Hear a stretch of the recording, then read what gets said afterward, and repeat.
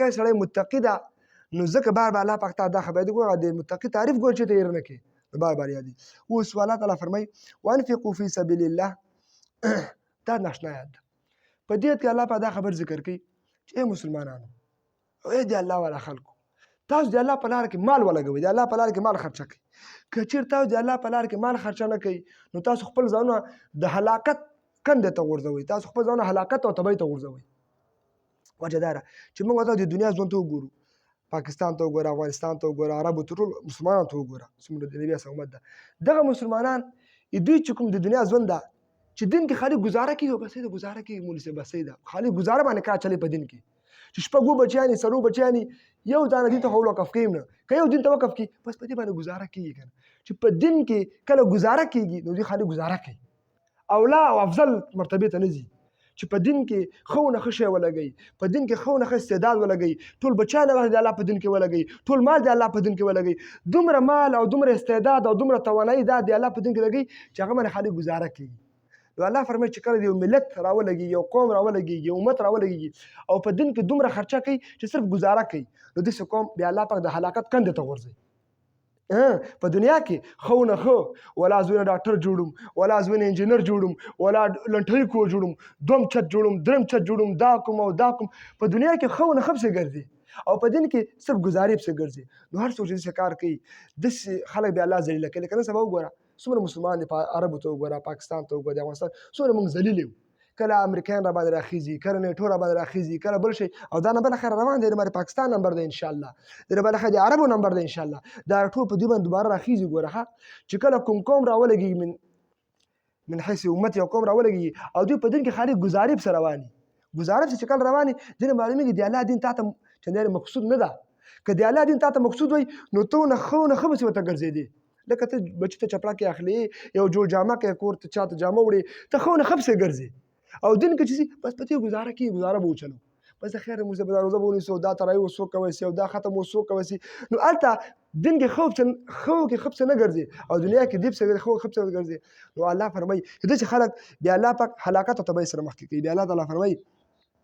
وانفقوا تاسو خرچه وکړئ فی سبیل الله د الله په لاره کې. معنا ته انفاق ذکر کړو، معنا دین ته استعداد ده چې بچي پوهېږي دا بچی مې چې دا دغه ډېر غټ استعداد ده، دغه ډېر غټ کمال ده، دا ښه بچی راوخله چې ذهن ښه ده دا په دین کې ولګوه، دا پیسې چې ورسره دي ښې روپۍ دي دا د الله په دین کې ولګوه، دا خپل وخت چې کوم قیمتي وخت ده ښه پوهېږي دا قیمتي وخت ده په دې ټیم کې ما ذهن ښه کار کوي، شپه ده یا سهار ده یا غرمه ده، دغه ټیم د الله دین ته وقف کړه او ته چې داسې ټیم د الله دین ته ورکړې چې کله بیا کوم ټیم دلته وروسته راسي ښه واحسنوا او تاسو احسان وکړئ، داسې روش اختیار کړئ، ژوند اختیار کړئ چې تاسو د احسان مرتبې ته ورسېږئ. الله تعالی فرمایي ان الله يحب المحسنین او الله پاک مینه کوي د احسان کوونکو سره. محسنین احسان چې ته ویل احسان وپېژنئ همدې په دا خبر غوټه ده. ور مخکې کله موږ خبر ذکر کړي که نه اوس یې واورئ. ونحن له مسلمون، موږ الله ته مسلمان یو. ونحن له عابدون ونحن له مخلصون. نو مسلمون، عابدون او مخلصون درې سټیجز دي. اصل دې کې درې خبرې دي. یو دا ده چې اسلام ده، بل ایمان ده او بل احسان ده. احسان وپېژنئ. احسان دې ته ویل کېږي نبي علیه السلام د جبریل امین هغه مسلم حدیث ده چې جبریل امین ورته چې اخبرني عن الاسلام، اسلام څه ته وایي، احسان څه ته وایي. نو نبي علیه السلام ورته ویلې چې احسان دې ته ویل کېږي چې ته د الله پاک داسې بندګي کوې چې ته بالکل الله ته ګورې، دا الله د زه الله یم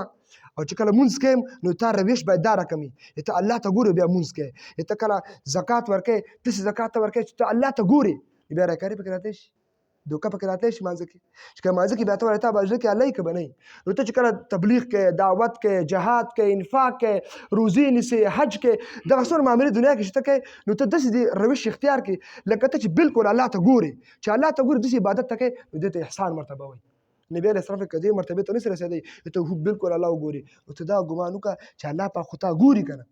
دا روش کله تا اختیار کړو او دې مرتبې ته راغلی چې مونځونه دې کول، زکاتونه دې کول، صدقې دې ورکولې، تا بالکل لکه الله چې کتلی دا صحیح ایمان نه ګوره، دا هر احسان ته رسېدلي او د اوچتې مرتبې ته. او که دا نه لکه دا موږ تاسو چې کوم جومات ته راخوشو یا بعضې هغه ته خوشو، مثال څوک نور عبادات کې ټکه ټوکه او ډکې نه الله یې نه رسول یې نه ډار یې نه الله یې او نه دا خپله دا سوچ کوي چې الله میني. نو معلومیږي چې دا بیا داسې عبادت ده لکه دا نور امتونه چې کوي، لکه یهودي چې کوي، لکه رسوایان چې کوي. او ګورې مسلمانه په دنیا باندې اوچتې ټاپ کړي. نبی علیه السلام وګوره بادشاهي کړې ده، عمر رضی الله وګوره کیسرا او روم سره یو وخت کې جنګېده. سلطان صلاح الدین ایوبي وګوره په دنیا باچایي کړې ده الحمدلله صلیبیانو باندې دا وګوره محمود بن قاسم وګوره محمود غزنوي وګوره هغه داسې عزتمند وو هغوی د الله دین ته کار ویله او دی کار ګڼله او خپل پوره استعداد او خپل توانایي دا به د الله په دین مصرفوله او موږ کې چې کمالداره شی هغه را دنیا ته کش کړو هغه دنیا خواته ساتو هغه دنیا کې لګو نو ځکه هغوی عزتمند وو او ځکه موږ ذلیل یو عرب اول نمبر د امریکا غلام دي یهودو غلام دي پاکستان غلام ده دا ټول ملکونه غلامان دي او څومره د قرآن دا قاعده زده کړئ ګوره د الله کتاب کې دا د الله د کتاب نه مستنبطه ده دا خبره چې کوم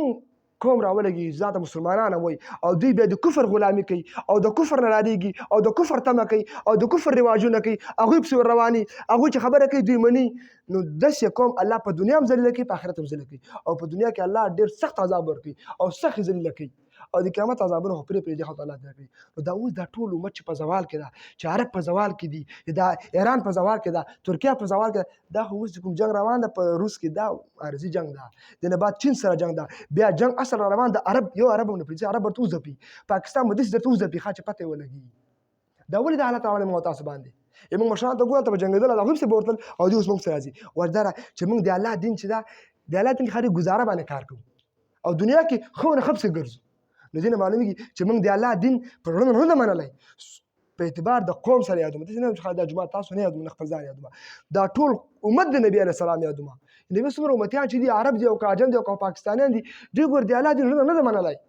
دوی ګور چې کله ودونه کوي څومره پکې ګډېږي را ګډېږي تماشې کوي او کور کې ژوند دي وګوري څومره ګوره دوی څه زیاتی کې دي دواړه پسې روان دي ګوره او ګزارې نه هم کار نه اخلي افغانستان خلک خو ماشاءالله بیا هم ګزارې نه کار اخلي بیا هم ځکه الله بچ کړي دي اوسه پورې دا نورو خلک چې وګوري بیخي تباهي سره مخ دي نو ځکه الله ذلیله کړي دي کوم چې راولګېږي او داسې کارونه کوي نو بیا الله یې ذلیله کوي استغفر